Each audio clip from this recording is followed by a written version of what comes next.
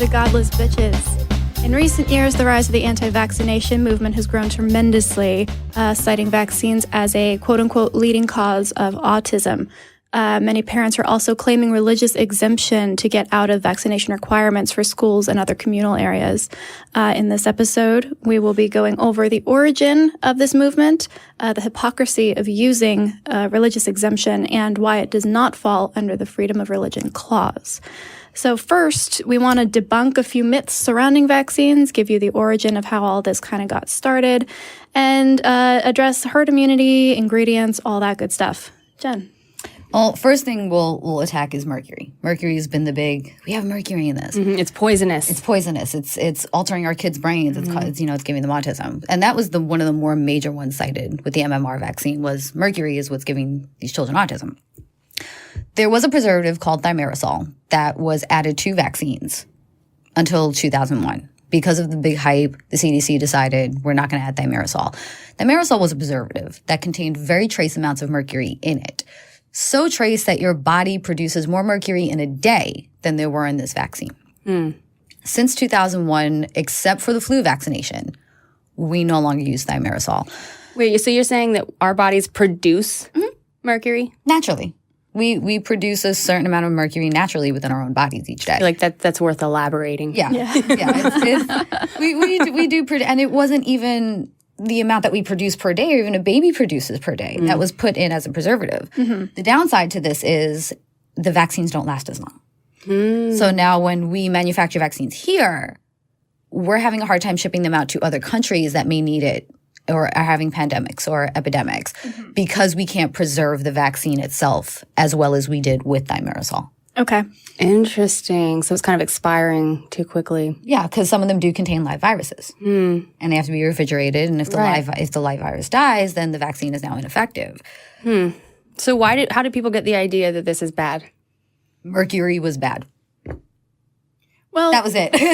Well, maybe, yeah. To a certain extent, like you can fearmonger about any chemical, right? Anything with the label like, oh, this is a chemical, for some reason is more scary to people, even though we are made up of chemicals, and chemicals are completely naturally occurring things, especially things like mercury. Right. It's just that everything can be deadly in a certain dose, even water. You drink too much water, you die. Right.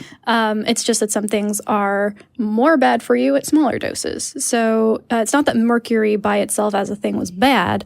It's just that people had this idea that, it could kill you. Well, yes, it could. So could just about any other chemical, even the naturally occurring ones. Even salt can kill you. Right. Salt kills you. Right.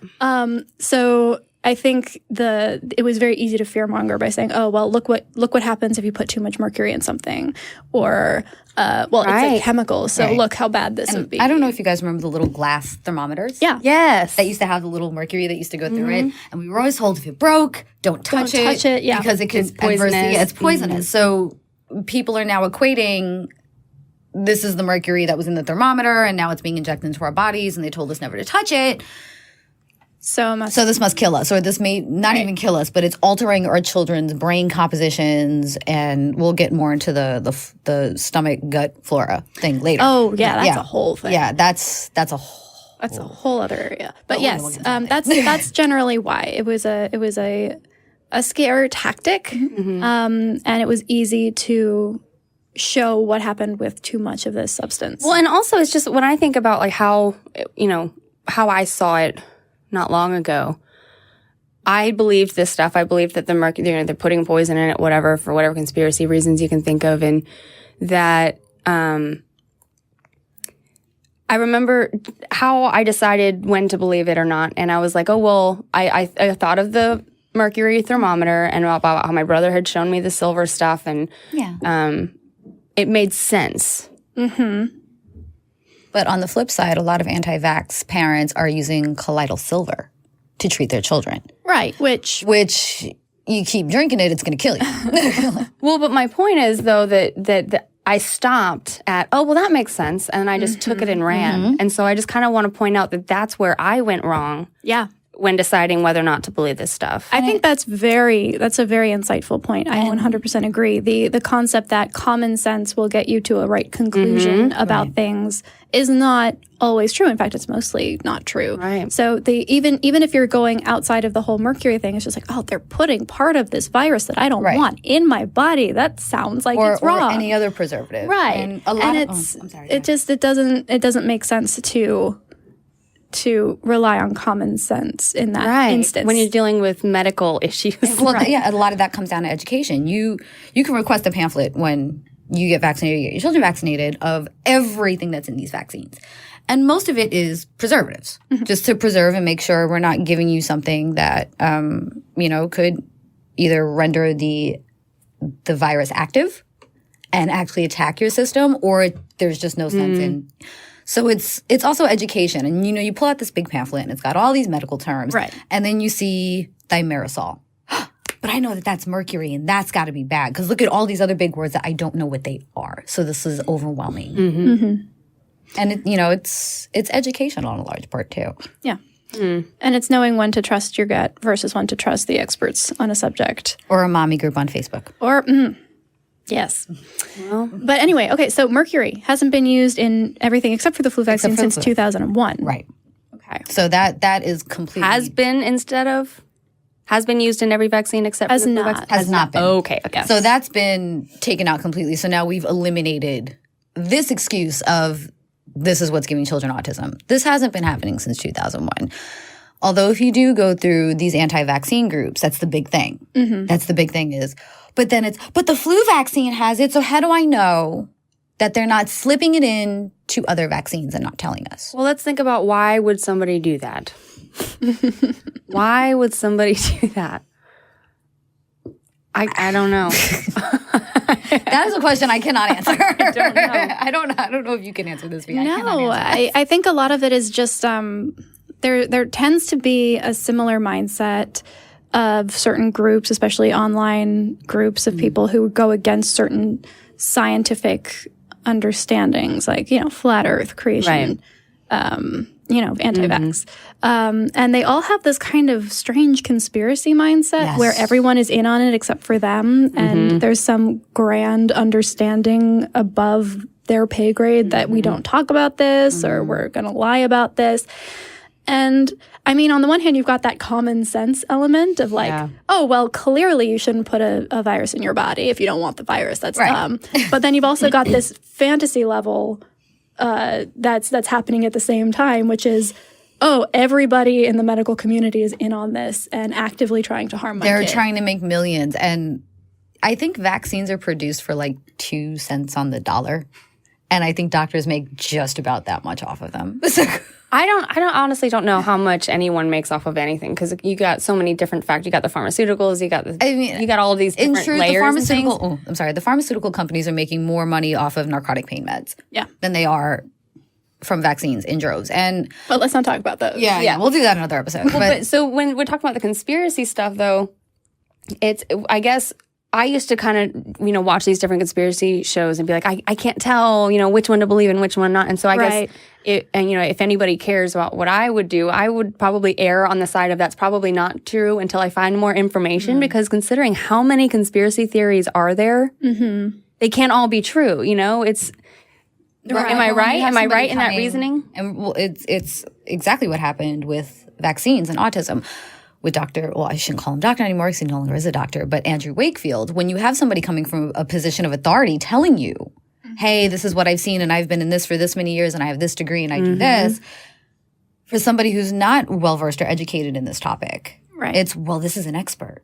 So how do you know if an expert is wrong? You listen to the other experts. And yes. Verifiability. Keep researching. If you go, maybe this could be true, keep checking.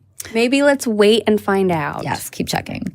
So that's the mercury issue. And that's one of the big things is... Well, that kind of rolls over into Andrew Wakefield. Who the hell is that? Oh, well, we'll get to him here in a minute. Okay. The other one... We've got a whole block. We've got a whole, But I know that another main contention for these anti-vax groups, especially the overlap with religious communities, is the aborted fetal cells that allegedly are being used. Yes, the aborted fetal cells. So... Yes, aborted fetal cells have been used to preserve many things in the medical community and it took place back in the 50s and 60s. Henrietta Lacks actually had a lot of, and cells in general, not just aborted fetal cells, just cells in general were taken from people to culture and grow other cells for treatments, preservatives, anything. Now, this can be something as basic as skin cells, right? Yeah, as basic as skin cells. Henrietta Lacks is actually wildly famous now. She wasn't when it happened, but they actually took cells from her body without notifying her family and were researching cures for things and everything else and gave the family nothing. Interesting. But yes, back in the 60s, they took one cell from like an aborted fetus's umbilical cord, used that to cure and grow the rubella vaccine. So not even the fetus, the umbilical cord. It was right. It was the umbilical cord from the fetus. Which is going to be there no matter what, right? What another thing I find hilarious about these anti-vax groups is they're all about cord banking. And what cord banking is you don't cut the child's cord right away. You leave it there to kind of pulsate for a little bit so that it like retains all these nutrients. And then they send it off to a lab and kind of like store the stem cells in case the child should get sick. They can go back and research their own stem cells. So it's basically the same thing, except this one came from an actual abortion, and this is the problem. So it was used to cure the rubella vaccine. Mm-hmm. And it was like a group of cells. Right. There has not been an actual aborted fetal cell in a vaccine, since the 60s. Since then, they've been lab grown. They put it in a petri dish. They figured out what the cell was. They grew it. It's artificial. Mm-hmm. It's not coming from a baby. Yes, the original structure came from an aborted fetus. However, well, the image that's painted when they're talking about, these aborted fetal cells is that they have this factory line of aborted children going, and you're just like harvesting everything that you can. You know what popped in my head? Like a doctor going to an abortion clinic with like a bag, and it's like, okay, give me all of them. We need them, and just like pouring them in, and like taking it to the CDC. Like, do we have a job for somebody? No, it was one time, and since then it's like, bananas are GMO'd. Right, exactly. Well, yeah, they're all clones, aren't they? Yeah. Yeah. But it's like if you saw an actual banana, you couldn't eat it. Yeah. This is why we did it. Yeah. This is why we did it. It's that.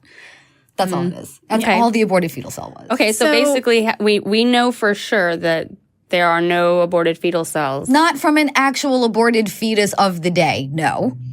As opposed to... It's lab grown.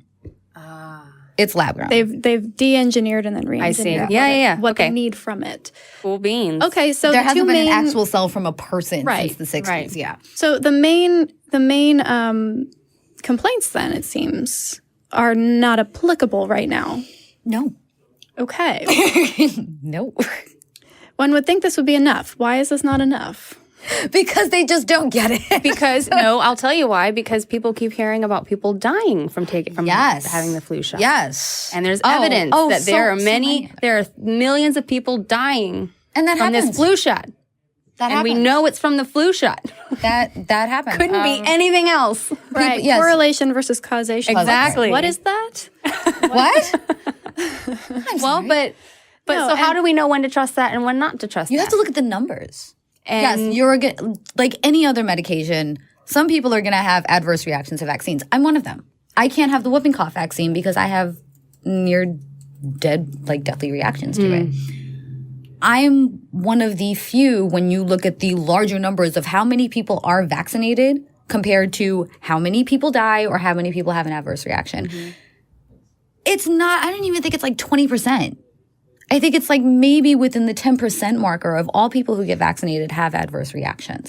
But because they can bank on this tragic story of this, 6-month-old infant got their vaccines and the child died, and now the parents are mourning the loss of this beautiful baby that they could have raised and given a wonderful life, and this is why vaccines are bad. So that's interesting. I'm noticing that there's a connection between when I hear stories that tend to be extremely biased and pushing an agenda of some sort. It's this one person testimony. And when there's evidence and science behind it, it's like, here's this test that we did, and here's all of this criteria of this many times it worked, and this many times we tried it out, and this many ways, and it's not just, here's this one story of this one person. Right. And that's a trick too, because Hype news. it's we are programmed as humans to react more strongly to storytelling, right? Yeah. There's an entire initiative being taken this past year by American atheists to focus on the storytelling aspect of deconversion, of atheism, of skeptical thinking, because that's how people think. And that's why things like religion are so powerful. It's because it's built around this concept of telling stories, of appealing to emotion. Even the most rational people feel more drawn to, this happened to me and I'm feeling this, as opposed to, well, this is the number and this is the number. Well, this it's is the number. relatable. It's relatable. You can't, you don't. So then maybe we can tell ourselves if there's emotion involved, then it's probably not based on statistics. Well, it can be correlated. But I think whenever there is emotion, I think we talked a little bit about this on your last episode. Yes.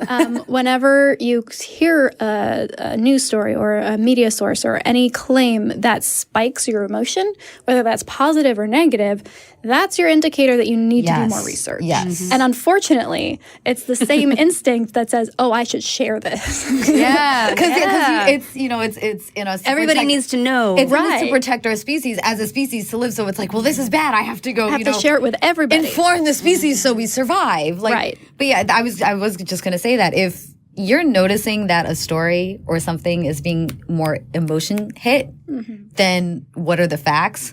You got to kind of tell your brain, okay, this is what I have to research. Well, sorry. Go ahead. I was just going to just go off of the numbers aspect of it as well.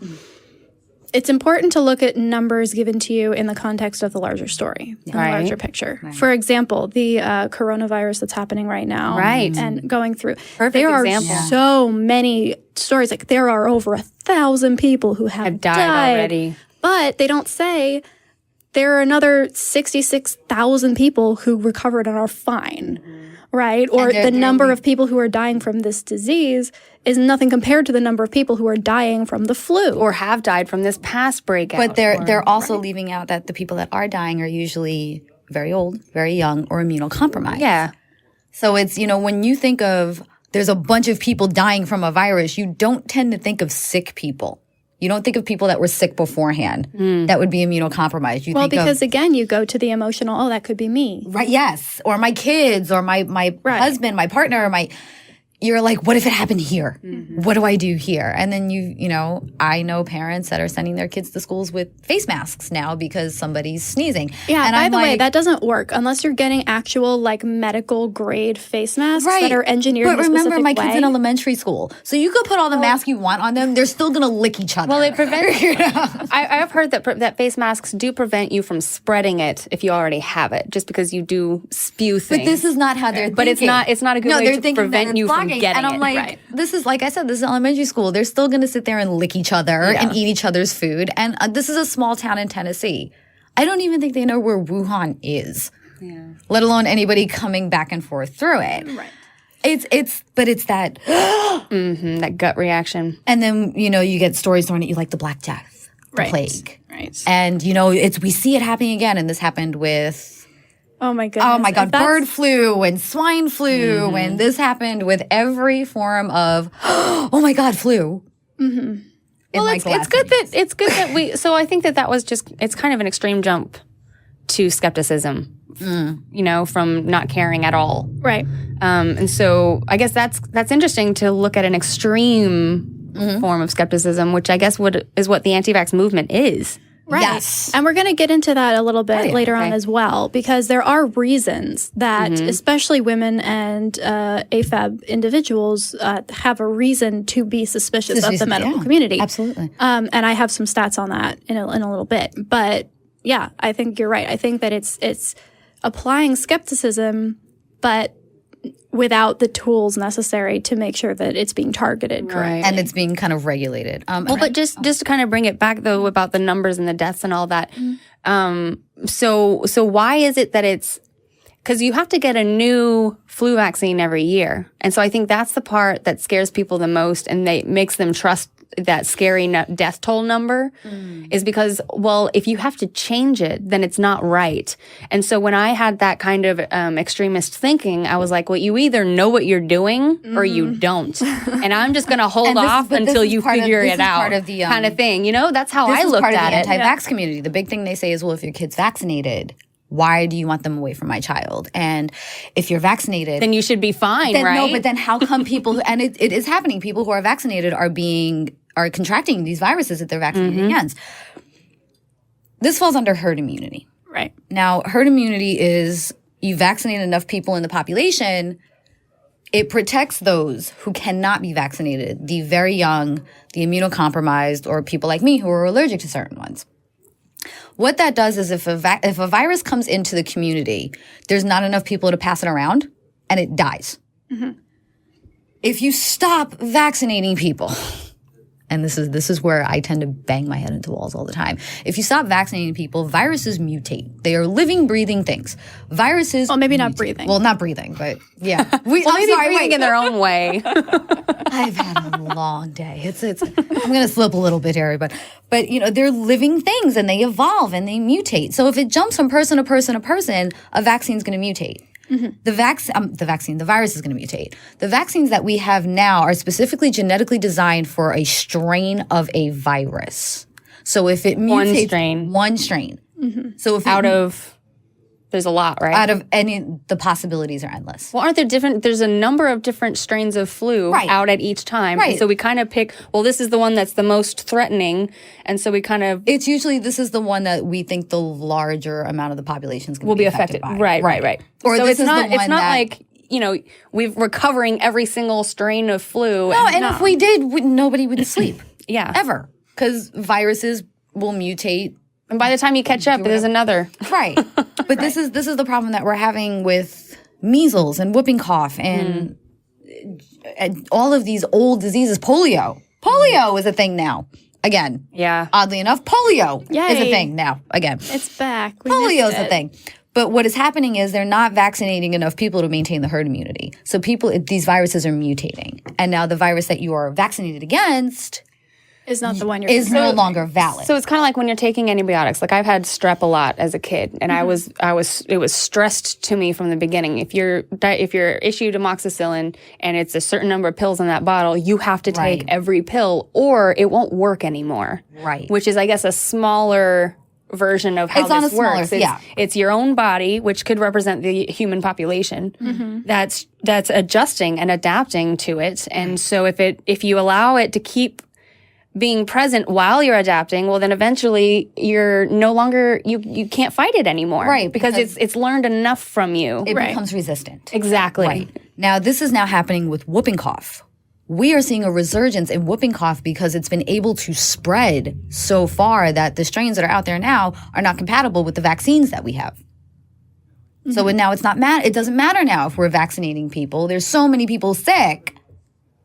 Is there a new way to do it? Like if you find out research. that They have, do you have to start completely over, or can you kind of go a different direction? You can take a good question. You can take a person who has had the vaccine, test the genetic structure, and then you have to go gene by gene and see where the split is and see where it mutated so that they can now take whatever formula they have to now attack where this mutation is. And this is one mutation.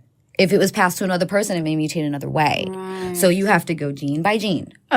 With a big enough sample size to actually get an understanding of which one is the dominant. If we sat strain. there and produced vaccines for every strain that one person had, that's all we would do in the medical community. Yeah. That's it. But then you have the problem of verifiability. Yeah, then you have the problem of verifiability. But this is why it's so important to keep up on vaccines so that these diseases don't spread, they don't mutate, and that the vaccines that we do have are still currently valid. Right. So we want to keep our people alive, huh? Exactly. Like What a weird concept. when I was pregnant, because I can't be vaccinated from whooping cough, we had a whooping cough outbreak. So instead of me, the person who, hey, you're supposed to protect me, you want to know how I got protected? I had to put a mask on. I was not allowed outside of my house unless I was going to the doctor. I had to be isolated in a separate waiting room because there was an outbreak and people were, no, the whooping cough vaccine, this is part of the MMR. No, it's not. I'm sorry. That's a different one. That's the DTaP. That's the pertussis vaccine. But people, thimerosal and mercury, and this is bad, and we're not going to vaccinate our kids. Yeah. So here I was sitting there by myself, like I was patient zero, when I'm just like, and everyone's looking at me, and I'm like, they're probably thinking I'm dying. Right. Like everyone probably thinks I'm dying. But yeah, that this is the problem we're now running into, is that these viruses have been mutated so much. The vaccines that we have aren't effective anymore. Right. So how long have we had vaccines? Ooh, 40s, 50s? Not long. No. Actually, my mother had mumps. And my mother is in her mid-50s. The first vaccine was against smallpox, and it was introduced by Edward Jenner in 1796. Wow. So we've been trial and error for a long time. Oh, yeah. In our perspective. Been a thing for a while. The majority of the vaccines that we have now, about 6 years old. Like I said, my mom had mumps. They didn't have a vaccine for her. Mm-hmm. Okay. It's literally our grandparents' generations that has there polio. I'm so sorry. Has there been resistance for the vaccines the whole time? Not on this scale. Not on this scale. So what made it such a big problem? People stopped vaccinating.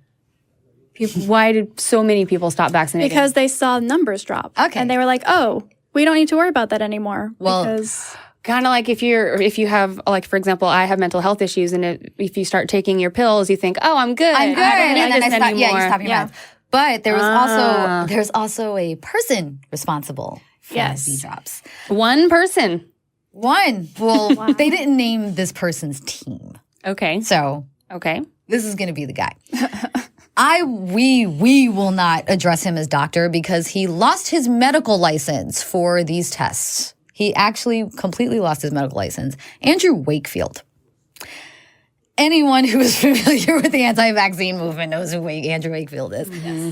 He decided to conduct a study on autistic children and their stomach flora, because they are finding some links to stomach flora being different in children with autism than children with not. What's stomach flora? It's the things that make up the stuff in your gut. Oh, like the bacteria? The bacteria, yeah, mainly the bacteria. And they're finding strange little nuances with children with autism than not.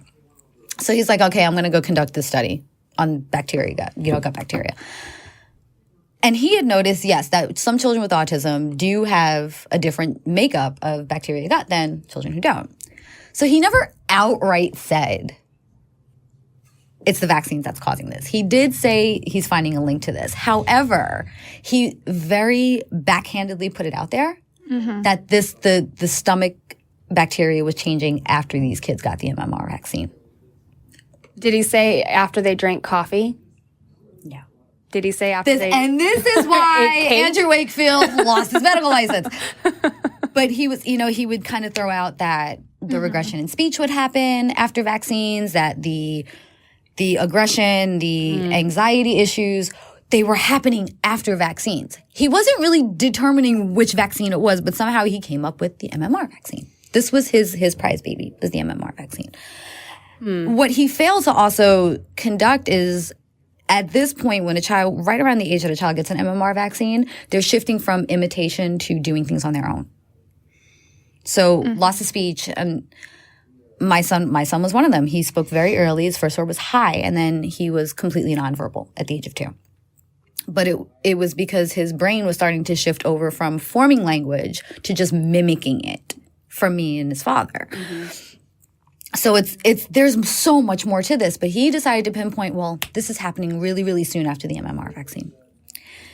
The control group that he did, I think, was between 12 and 20 kids.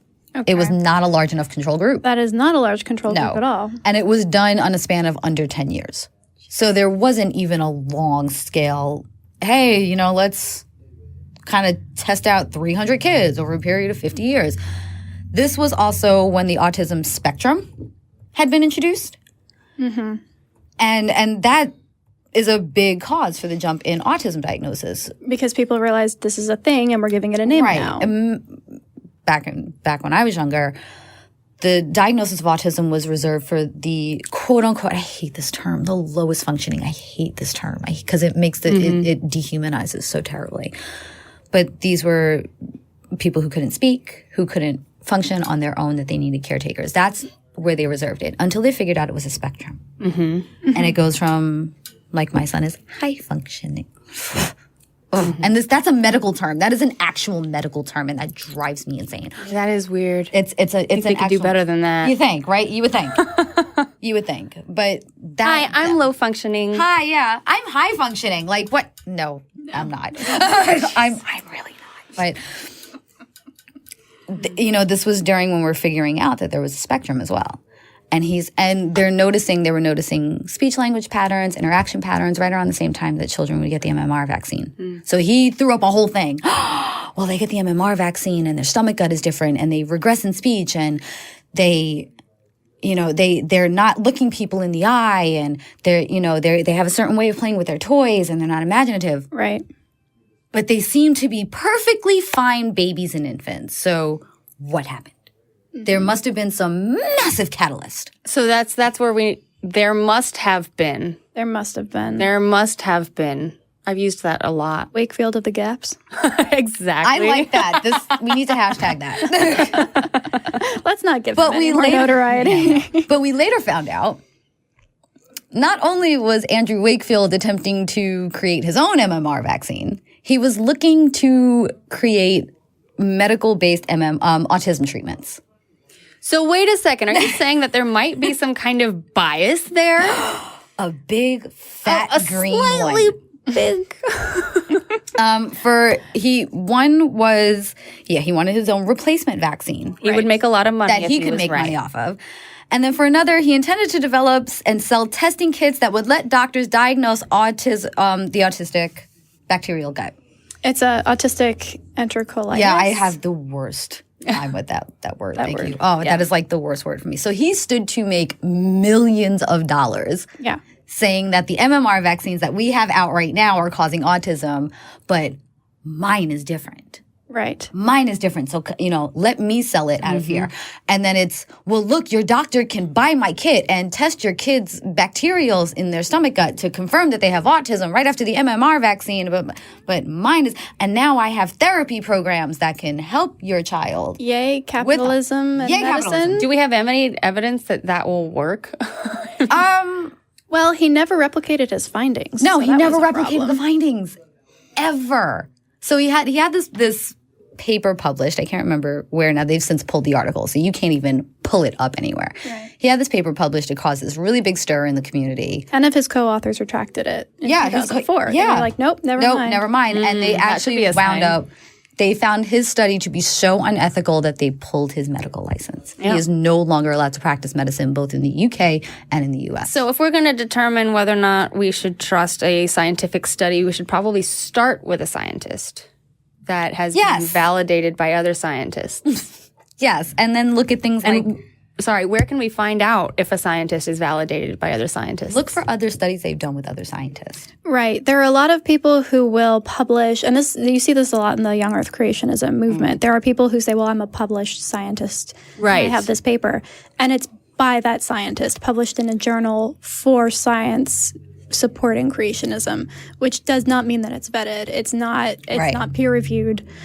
So you need to, when you're looking at a scientific study, you need to look at who the other co-authors are, where it's published, what the other authors have written, what other sources that this paper is citing, what the primary author has written and who they've written with, any compromising or conflict of interest type what other backgrounds. Publications are willing to also publish this. Right. Because if, like you said, the young earth creationist, you're not going to find a young earth creationist paper in a Harvard reference book. And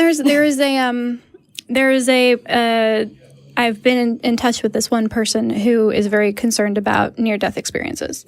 And they're like, but this one journal has all of these papers discussing near-death experiences, so it must be real. And my response is, well, if it's one journal dedicated to near-death experiences that's publishing these studies on near-death experiences, that's a red flag. Yes. If these papers stood on their own, they wouldn't have to go to a journal that was specifically for that. They would be in mainstream. So you can maybe look, if you're trying to find out the basics, maybe look up reviews of whatever source you're using, right? Because if it's anything that's reliable, then it's been reviewed by someone. Right. Especially websites. Right? You can do it for websites, a lot of the time. debunk, like I'll come across wild news stories and I actually have to I'll be like, website satire. Is it satire? Because I have to check.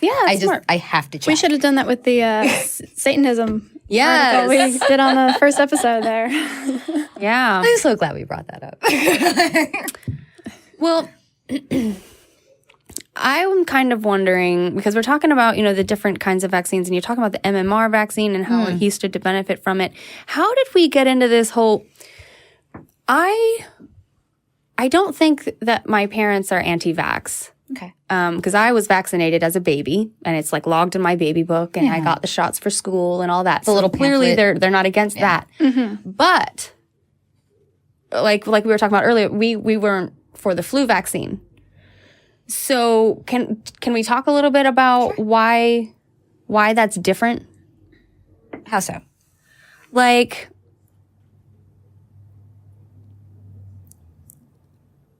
I don't know. Why, for some reason, okay for with us, that? So it was such a different thing. Specific? Yes. Okay. Because I went to the doctor and I'd be like, no, I'm not getting the flu vaccine. The flu vaccine is it's a whole other demon because how did that get so separate? Because there are so many different strains of flu. We don't have as many strains of smallpox or chickenpox or rubella. I think. So it's the number of different strains? It's the number of different strains. So people think that because... And I've had it happen. I've gotten my flu vaccine and still have gotten the flu. It was a different strain of flu. I think a lot of it is also, it's just the flu. Yeah, it's just the flu. So I can get the flu and be fine. I don't want to have to go through. Right. I don't want to have to go through the majority. chickenpox, but this also happens in the anti-vax community. Right. Yes, some healthy people can fight off measles and build an immunity to it. And some, they can fight off smallpox and whooping cough and have an immunity to it. But again, we go back to the herd immunity and right. But if you cough on a cancer patient, if you cough on someone who's 80 years old, if you cough on a child who's too young to have the vaccine, you're going to kill this person because their immune system doesn't have it to fight it off. Right.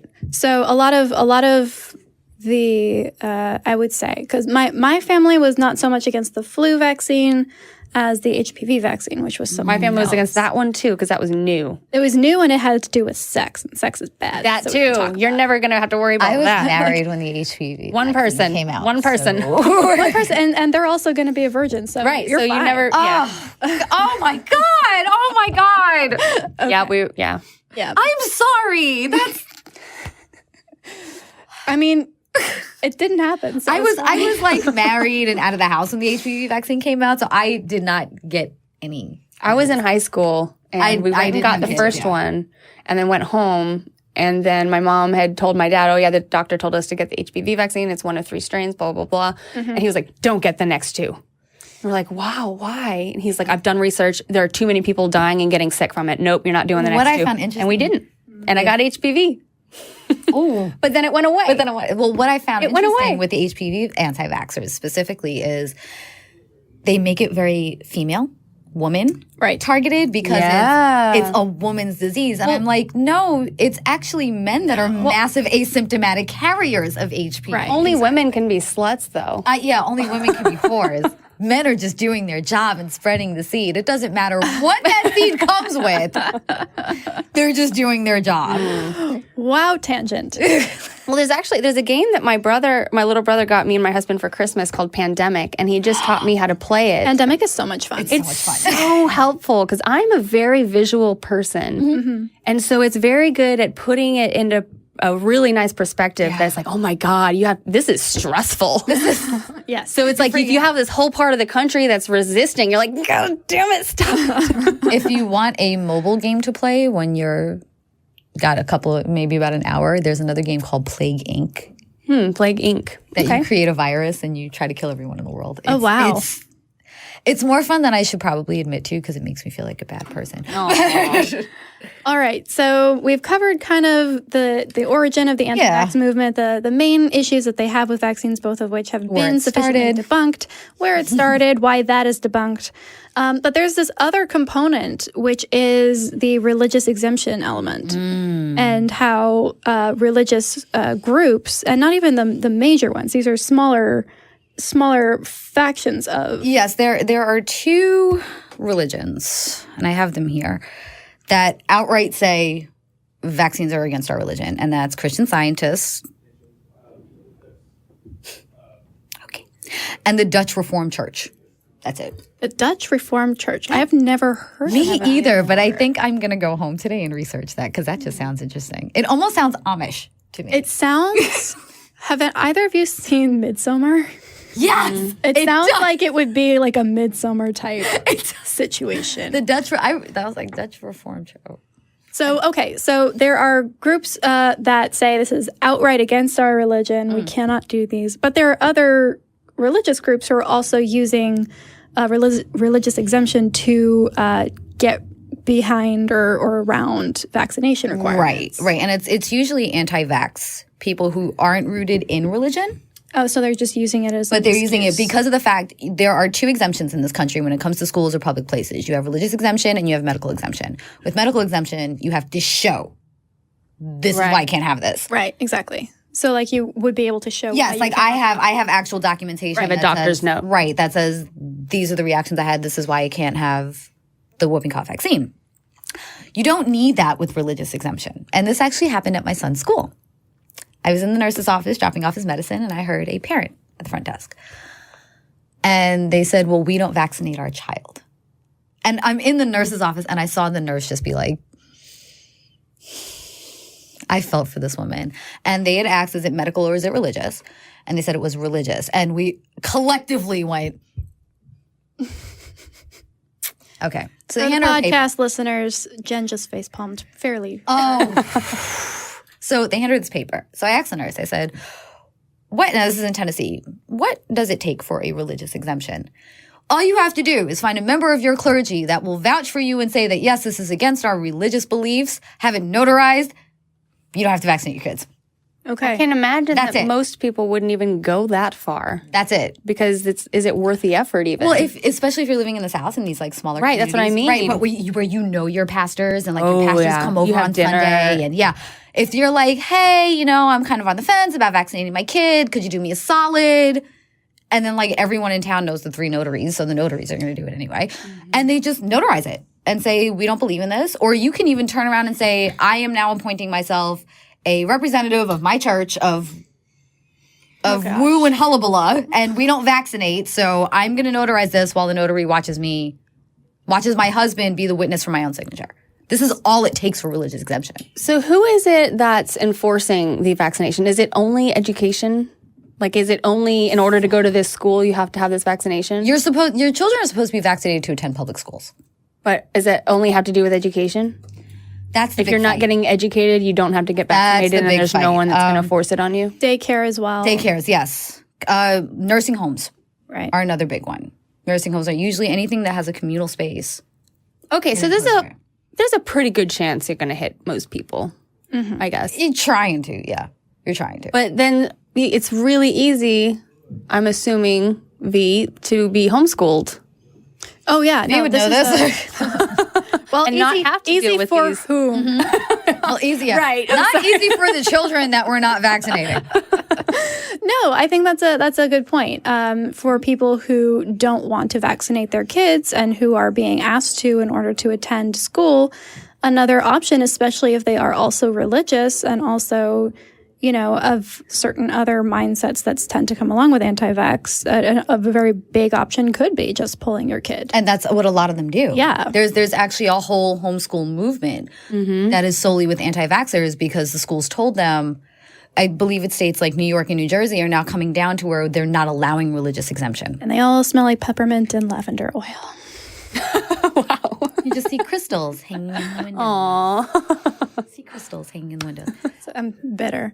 No, exactly. So the workaround, there are a couple workarounds, and all of them are set up to give deference to religious tendencies. Mm-hmm. So you can either get notarized by a priest or a pastor or whoever is the whoever says that they're a clergy, church. yeah, right. Or you can straight up just take your kid out of school. So what if, okay, fine. Take your kid out of school. We'll create this little area of the country where if you want to be an anti-vaxxer, you can all go and huddle in a big blanket together and do whatever you want. But if you want to join the general population, And you don't think that would read as Christians being rounded up? Yeah. I was like, that sounds a little Nazi-ish. To be fair, I understand where you're coming from, and there is a tendency to say, okay, well, fine. In the you right don't of public want interest. to do this. You don't want to play. You don't want to play by our. And you remove yourself. However, from the though, equation. this has kind of happened already. And in addition to that, the concern then is that here are all of these children who are not vaccinated, who are being We have not opted in. right. It's basically They're being born into it, and so then they don't have a chance. I see. right. Yeah. No, And now you're right. We don't want that. No. Because you've got sick kids Sorry, coughing thinking on aloud here. You've got sick kids coughing on the sick newborn, which in turn kills the sick newborn, and now we don't have kids. For the record, I'm not for rounding people up. Now we have a whole children of men thing going on. Oh my God. If you guys have ever seen that movie, we have a whole children of men thing going on because we're just no longer having babies. But I guess what I'm more picturing is more of like, have y'all seen the Squidward world? Yes. You know, like you want to have it all perfect and exactly the same fine. You know? But you'll get sick of it. This actually happened. Hasidic communities are notoriously isolated. They very much keep to themselves.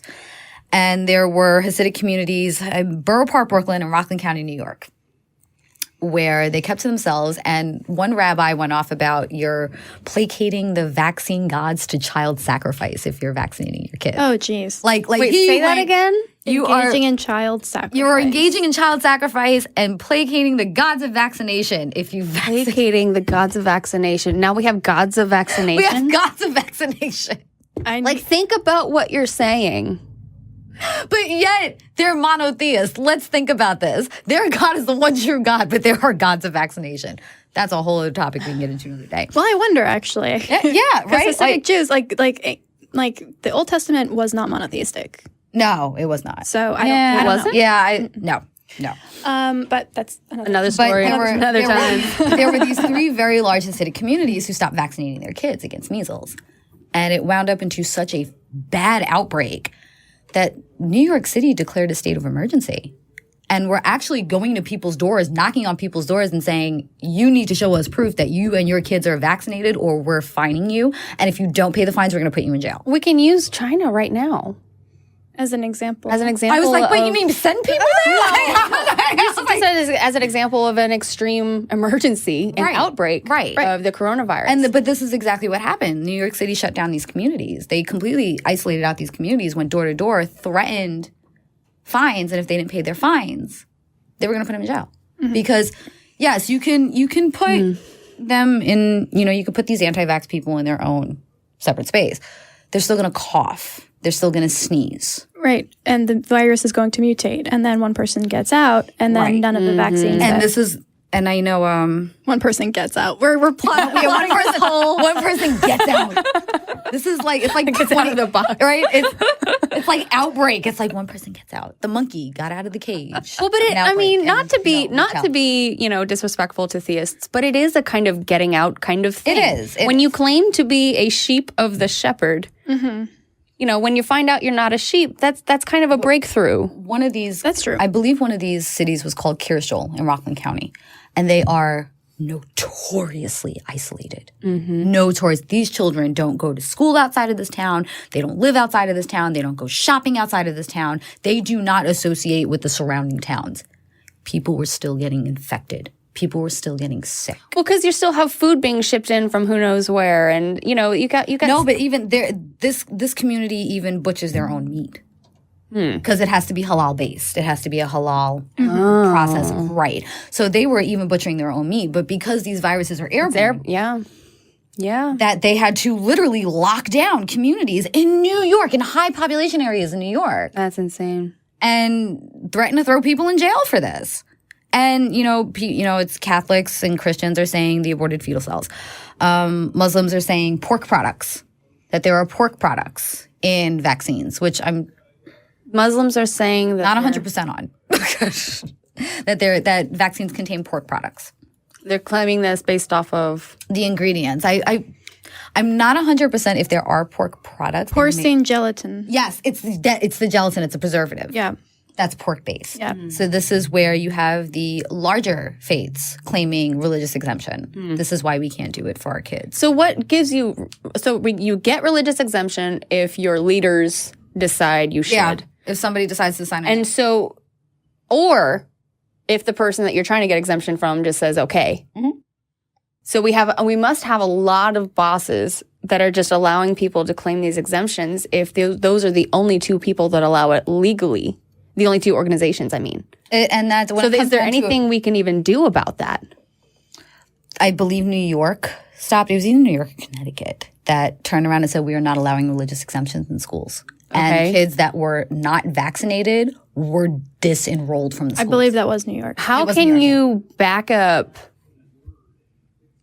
illegitimizing religious exemption without Christians freaking out, proclaiming? Oh no, they did. No, they did. Oh, right. They did. First, it was the first group you heard from were the anti-vax moms. They're punishing us for our beliefs, and they're punishing our kids. And then when nobody listened to them because they were like, "No, your beliefs are kind of bullshit," then the religious exemption came in. But my religion says this, and I'm Catholic, and it's aborted fetal cells, and I'm Muslim, so it's pork, and this and that, and this and that, and I'm pro-life, so I can't have anything with aborted fetal cells in it. Mm-hmm. And then they came out of the woodwork. Right. And of course, we have to remember that these, especially the anti-abortion kind of evangelical base, is extremely well funded and well connected. So the second that they see that as any kind of linchpin issue to win an election, to unseat someone, to get out the vote, they're going to make it into an issue, even if the general populace maybe wouldn't have taken it up as So they have basically money on their side, and we believe may have numbers on our side. So the only way that we could possibly have any kind of influence really would be if more people participated, right? Yes. Mm-hmm. Yes. You've got to get out. You've got to say, no, I'm not going to subject my child to this. I'm not, I have a baby. My son was in a developmental pre-K, and a lot of the kids were there because they had medical issues. So they were developmentally behind. And we had a measles outbreak at the school. Mm-hmm. A child came in and terrified these parents whose kids couldn't be vaccinated. Yeah. No, so the best thing, it is the same as voting, really. Mm-hmm. Yeah. Right. We individually can't do too much, unless we are in a very specific position to affect change on an individual level. Which usually comes with money. Right. Or years and years and years of research and study, which not everyone has the money or time to do. No, so even if we can't enact a comprehensive change on our own, the best thing we can do is get out and do the one thing that we can do, which is get a vaccination. Here's what I always found fascinating from the pro-life crowd. Vaccines save lives. We all know vaccines save lives. They are pro-life. They are not pro-choice. Notice we're not saying all vaccines save all lives. Yes, no. I've nearly died from vaccines myself. I'm not going to sit here and claim that they're, 100% guaranteed. However, they want to be pro-choice when it comes to vaccines and not pro-life. Oh, an interesting spin. Yes, when it comes down to vaccines and my body, my rights. What they want to do with their body and their kids, suddenly they're pro-choice. But when it comes down to somebody else's choice or a woman's autonomy, right? Now we're pro-life. They could say the same thing about us. That we're being choosy about when we're being choosy. That we're requiring that they get vaccinated, but we're getting upset when they require that we have a baby when we don't want to. Yes. You know what I mean? Yes. And this is where the Yeah. And this is kind of where this is where it says, no, you suck, no, you suck, no, you suck. But then it leads into the you don't care about the child after they're born because you don't want to vaccinate them, therefore you don't care if they die. This now leads into even the larger argument. So how is this different? Why should we be able to say legally, you have to take this vaccine, but not be able to say legally, you have to have that child? Living, breathing, human populace, human survival at this point. People can choose whether or not they want to have a child. People cannot choose if they contract measles. And one person with measles in an unvaccinated population can cause a whole lot more. Can cause a pandemic. Yeah. So especially in the world that we live in with airplane travel, train travel, as frequently as people travel and can planes are a breeding ground for. Also, I guess, well, sorry, I'm just thinking a lot of things right now. No, please. One thing I would like to bring up as kind of an example of why this is important and how this can work. Literally last month, The Guardian wrote an article about England's vaccine scheme. HPV is nearly eliminated. Yeah. It's gone from 15% to 2% because people are being proactive about getting the vaccine. They're almost vaccinating gone. both boys and girls. Right. Well, I'm sorry. Yes, sexed boys and girls. They're vaccinating both. They're vaccinating every young person. And the two types that cause the most cancer, which are HPV 16 and 18, are almost just gone in England. And I have members. My son's not old enough to receive the vaccine yet. But I'm like, no, the minute I think it's 16.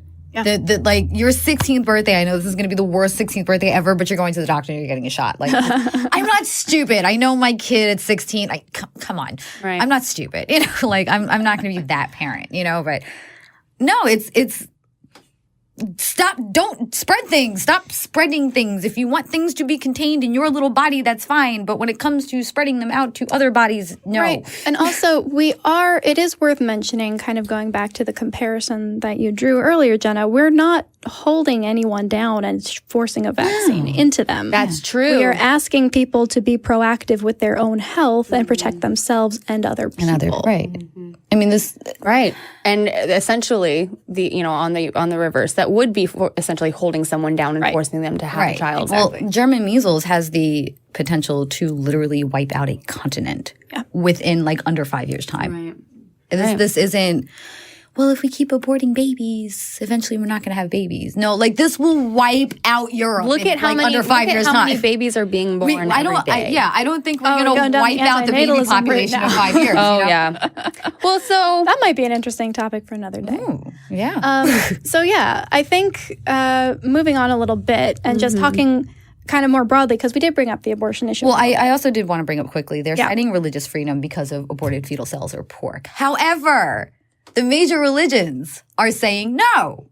Vaccines are a pro-life argument because you're protecting yours and other people's lives. So, in fact, the Catholic Church, Christian churches, and Muslim faiths are stating that vaccines are actually part of the pro-life view.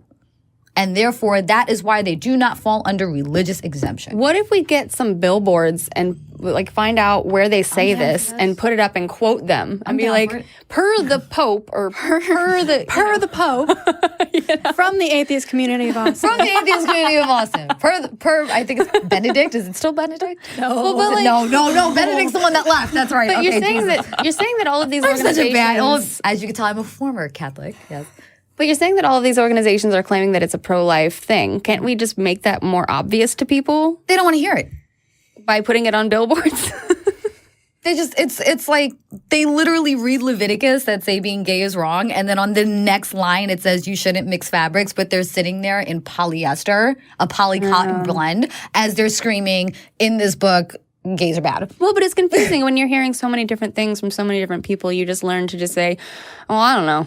Yeah, I'll just trust whoever tells me what sounds like it makes sense. I would love to push the. No, your church is literally saying this is a pro-life thing. They're telling you to go out and get vaccinated. But why are we saying you should listen to your church now? Well, if you want to follow the teachings of your church, then follow them. It's more of a calling out. It's, well, okay, you want to be pro-life. Your own church, who's giving you your pro-life stance, is saying this is a pro-life stance. Please go get your children vaccinated. Yeah. They'd like to keep the numbers on the rolls. You got to keep them breathing. But we're not going to force you. No.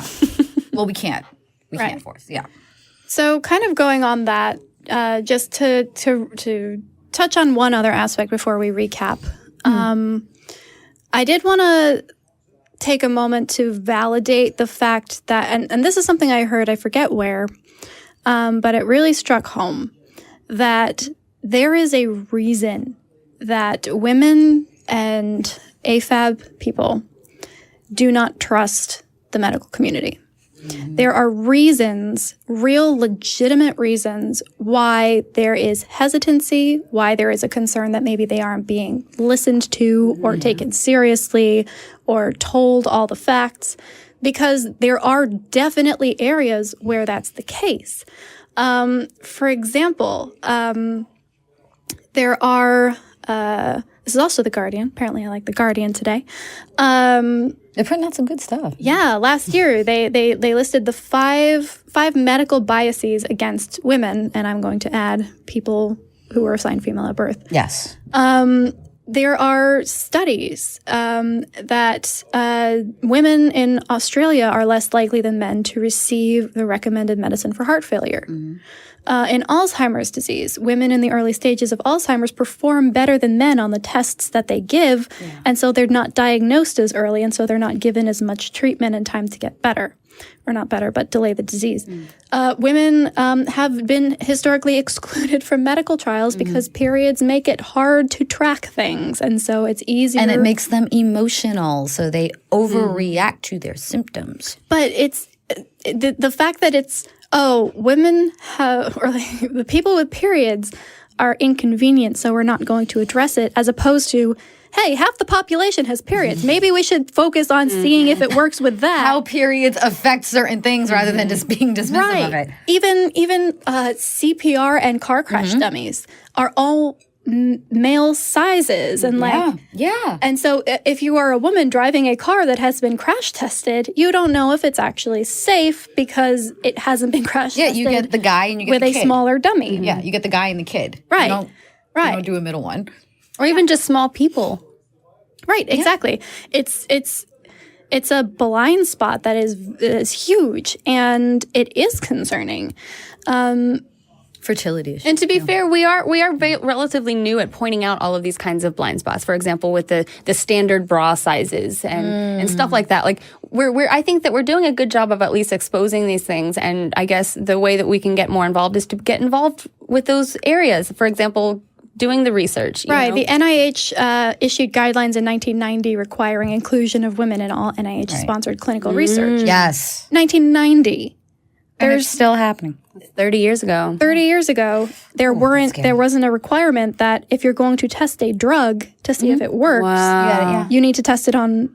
Another thing that they tend to blow women off of is fertility issues. Yeah, it's you're not trying at the right times. It'll happen. It happened to me.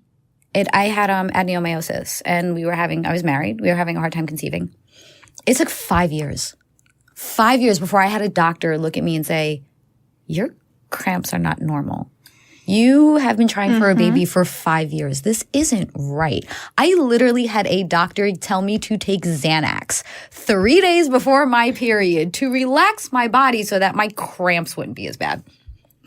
All right, then. Xanax, ladies and gentlemen. And I slept wonderfully those 3 weeks of the month. Don't get me wrong. I slept like anything.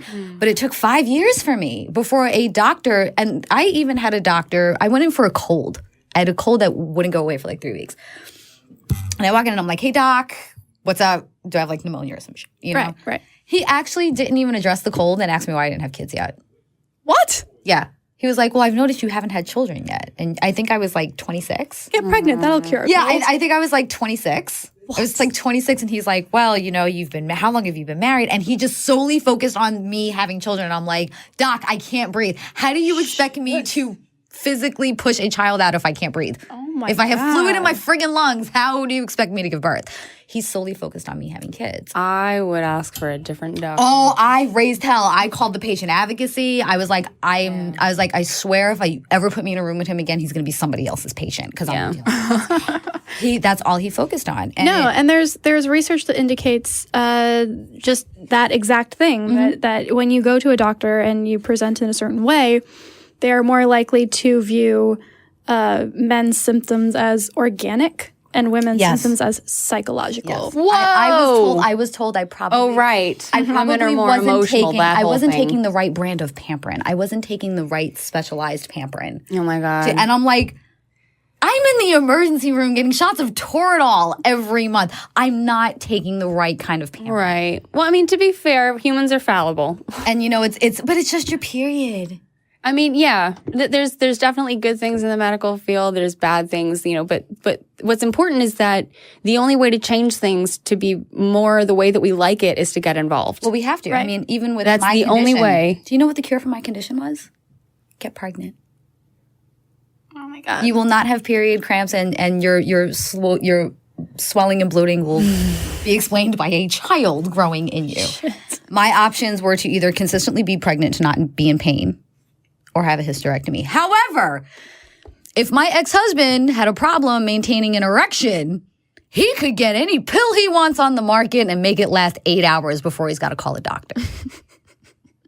Because that's a medical emergency. Because that is a medical emergency.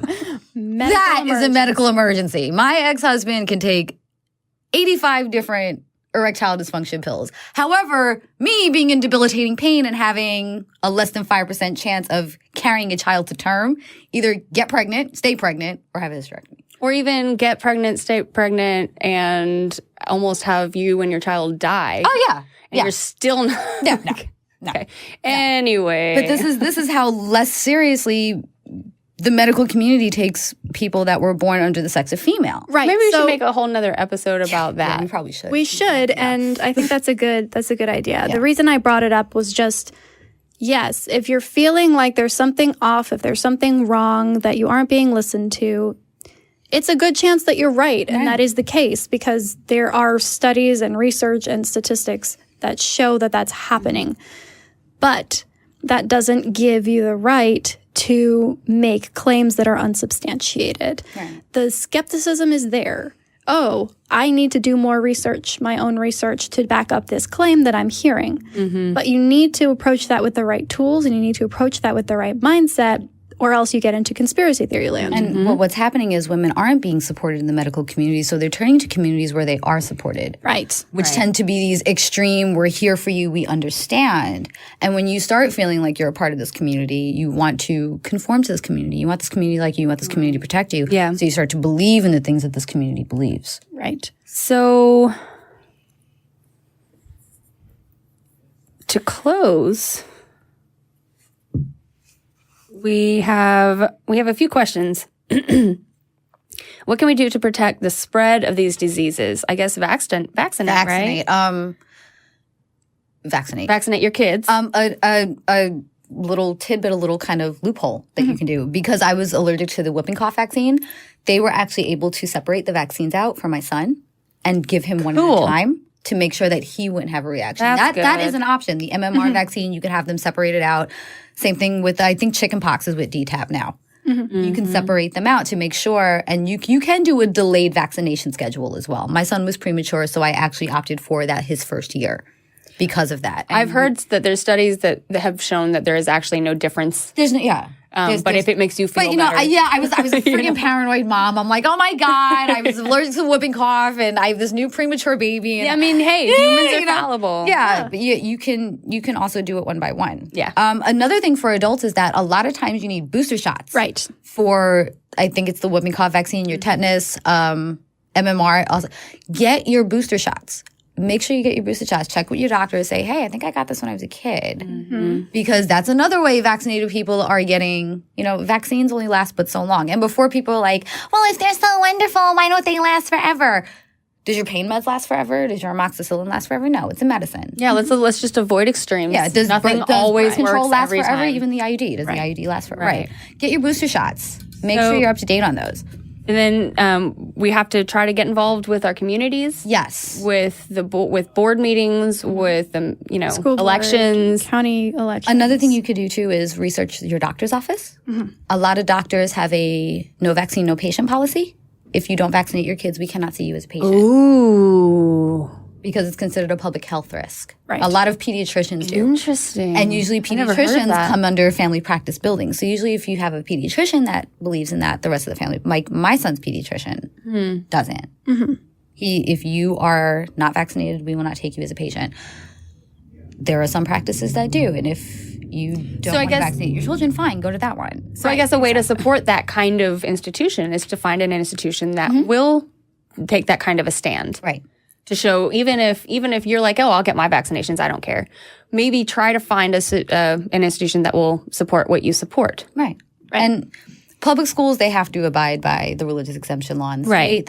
But when it comes down to daycares, after school programs, nursing homes, you can ask them what their vaccine policies are because private businesses can set their own vaccine standards. Right. And get people together. If you have a group of people that are pro-vaccine, you can say, hey, that daycare is anti-vaccine. That daycare allows children who aren't vaccinated for, kind of the woo reasons. Yes, spread that information if you have it. Don't support this business. You shut them down. You shut them down. And Reviews are important these days. People actually listen. Yeah, they get do. on Yelp. They do. And the only time. Let me tell you, these anti-vax three white groups, people will tell you to get on Yelp. Only Bad time. review. the only time. But it's, these anti-vax groups are very strong when banded together. They are extremely strong and they're extremely vocal. And they're the reasons why, things are being shut down and people that aren't vaccinated are allowed into public spaces like this and being, allowed to infect people who can't be vaccinated. Right. So you have to come at them with the same kind of numbers, the same kind of and undisputable research that's not the human condition emotion based. Or even don't ask them or don't tell them anything, but just ask them, where did you hear that? Why do you believe that? That kind of thing. Just as an alternative option. Yes, for individuals, that's a great answer. Call them out. And Be that's the able way to show them this episode. Yeah. Take some of the information that we gave you, do your own research, have sources ready if you're going to confront your mom or your aunt or whoever it is that's peddling this. Engage in a little street epistemology. Ask them how they know. Just because I know that there was nothing you could have told me. Nothing. So if you had asked me then I would have been forced to think about things that I wasn't thinking about. I am also a proponent of tough love when it comes to safety. When I had my son, people who were not up to date on their flu vaccines, MMR, whooping cough, were not allowed around my child. I mean, yeah, that's safety. And that's let me tell you, that's a big motivator for people. Yeah. Well, I'm not saying shun your family because we know that religions do this and it's fucking terrible and I'm sorry. But that is an autonomy issue. If your child it can't be vaccinated yet or for some reason cannot be vaccinated and you have the option of keeping that child safe, you have the right to ask those people who are going to be around you to get vaccinated. I've cut off friends that are like, I willingly do not have the whooping cough vaccine. I'm like, well, I'm willingly not going to be your friend because you can kill me. Yeah. I can literally die. Well, that's kind of like, I'm not going to send my kid off with a parent who doesn't teach their kid to look both ways before they cross the street. Like, that's just basic safety. So that's completely understandable. I shouldn't have to justify that. Exactly. No, exactly. So, and sometimes you got to get tough love about it. I know so many of my friends whose parents were like, why do we have to get vaccinated to see the baby? Because it's a baby. Why? I'm fine. I've never been sick a day in my life. And never, ever trust a person who's never been sick a day in their life. Seriously. Like, unless you've got bushels of apples back there, I'm not trusting you. That just tells me that you have refused to acknowledge that you have ever been sick in your life. Do tough love. This is your health. This is your child's health. It's your lives, depending on the virus. Yeah. All right. Well, we are going to be continuing this conversation and posting things on our Facebook. A show. You can find us on Facebook at Godless BS because Facebook don't like the word bitches. Nipples and bitches. We can't do nipples and bitches on Facebook. Man nipples. No, you can do man nipples. That's right. You can do man nipples. Find us on Facebook at man nipples. Now we have to start this. Now we have to find us on Facebook at Man Nipples. And have it just be nothing but man nipples everywhere. Email and Patreon do not have such hangups. You can find us at bitches at atheist-community.org and on Patreon at patreon.com/godlessbitches. Thanks so much for joining us today as we talked a little bit about the anti-vax movement and how to be skeptical. Until then, don't just bitch. Get up and do something.